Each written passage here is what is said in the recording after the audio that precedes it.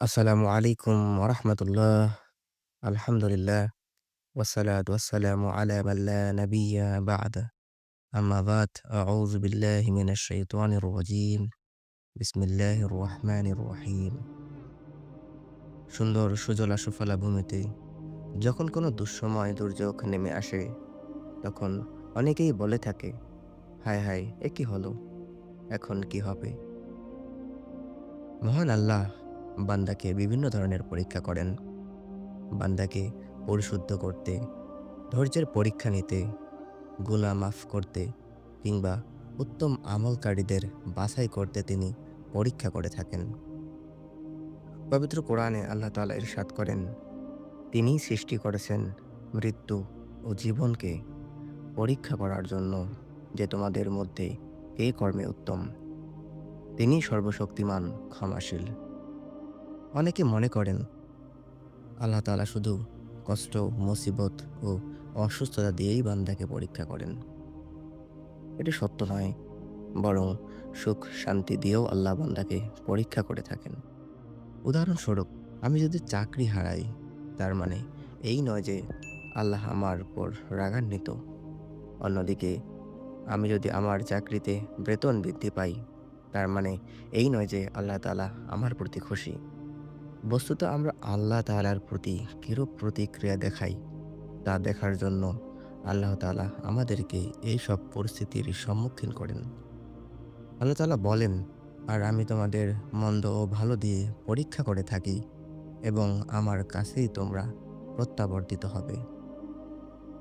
আল্লাহ রাব্বুল আলামিন কোরআন মাজিদে আরো বলেন, আমি অবশ্যই তোমাদেরকে পরীক্ষা করব কিছু ভয়ভীতি দিয়ে, কিছু ক্ষুধা বা আর্থিক সংকট দিয়ে, আবার কখনো জানমাল, ফল ও ফসলের ক্ষয়ক্ষতি দিয়ে। এমতো অবস্থায় সুসংবাদ দাও ওইসব ধৈর্যদানকারীদের যারা সর্বাবস্থায় অবিচল থাকে। তাদের উপর যখন বিপদ আপদ এসে পড়ে, তখন তারা বলে ওঠে, নিশ্চয়ই আমরা একমাত্র আল্লাহর জন্য এবং আমাদেরকে তার কাছেই ফিরে যেতে হবে। কিন্তু পরীক্ষা যখন একটু কষ্টকর হয়, আমরা অনেকেই বলে ফেলি, আল্লাহ তাআলা কেন আমাকে এই দুর্বিপাকে ফেললেন? আমার উপর কেন এত বিপদ এলো? এ ধরনের উক্তি বা অভিযোগ একেবারেই অবান্তর। এটি মুমিনের জন্য শোভা পায় না। কেননা আল্লাহ রাব্বুল আলামিন অনেক সময় তার বান্দাদের জীবনে দুঃখ কষ্ট দিয়ে পরীক্ষা করে থাকেন। বিনিময় স্বরূপ বান্দার গুনাহ মাফ করে দেন। রাসূল সাল্লাল্লাহু আলাইহি ওয়াসাল্লাম বলেছেন, মুসলমানের ওপর যে কষ্ট ক্লেশ, রোগ ব্যাধি, উদ্বেগ উৎকণ্ঠা, দুশ্চিন্তা, কষ্ট ও পেরেশানি আপতিত হয়, এমনকি তার দেহে যে কাঁটা ফোটে, এসবের বিনিময়েও আল্লাহ তার গুনাহ মাফ করে দেন। অন্য হাদিসে এসেছে, জাবের রাদিয়াল্লাহু তাআলা আনহু বলেন, রাসূল সাল্লাল্লাহু আলাইহি ওয়াসাল্লাম ইরশাদ করেছেন, কিয়ামতের দিন বিপদে পতিত ব্যক্তিদের যখন প্রতিদান দেওয়া হবে, তখন বিপদমুক্ত মানুষেরা আফসোস করে বলবে, হায়! পৃথিবীতে যদি কাঁচি দ্বারা তাদের শরীরের চামড়া কেটে টুকরো টুকরো করে দেওয়া হতো। পৃথিবীতে চলার পথে হরেক রকম হাজারো রঙের ফানুস ওড়ে।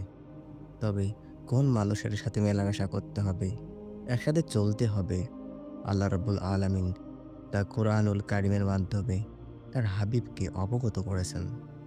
আল্লাহ তাআলা বলেন, হে নবী, তুমি নিজেকে সদা সেসব মানুষের সাথে রেখে চলবে যারা সকাল সন্ধ্যা তাদের মালিককে ডাকে।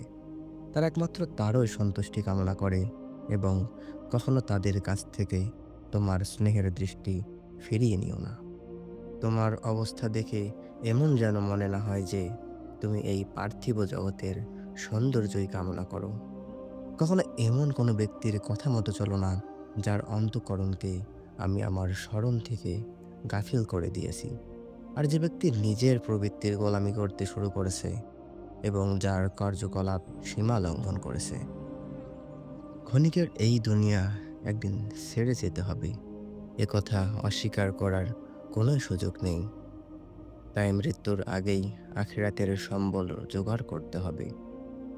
কুরআন মাজিদের পাশাপাশি বিশ্বনবী হযরত মুহাম্মদ সাল্লাল্লাহু আলাইহি ওয়াসাল্লামের হাদিসেও পরকালের অমোঘ বাণী বর্ণনা করা হয়েছে।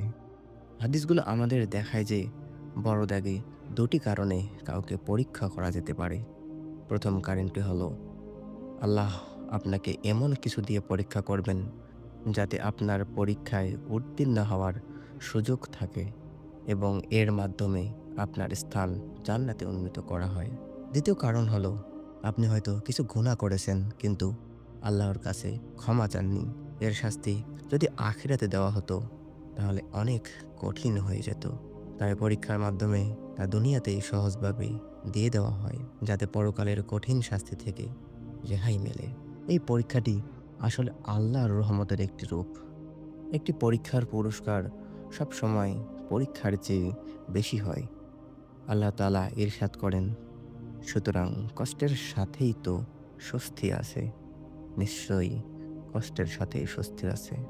এখানে আল্লাহ আমাদের বলেছেন যে যতটা পরীক্ষার মধ্য দিয়ে যাই না কেন, যদি পরীক্ষায় আমাদের মনোভাব সঠিক থাকে তাহলে পুরস্কার হবে পরীক্ষার চেয়েও বড়। এটি মাথায় রাখতে হবে। মহানবী সাল্লাল্লাহু আলাইহি ওয়াসাল্লামকে এবং সাহাবীদেরকেও অনেক কঠিন পরীক্ষা দিতে হয়েছে। সেই মক্কায় প্রায় ১৩ বছর ইসলাম প্রচারের পরেও মাত্র মুষ্টিমেয় মুসলমান হয়েছিল।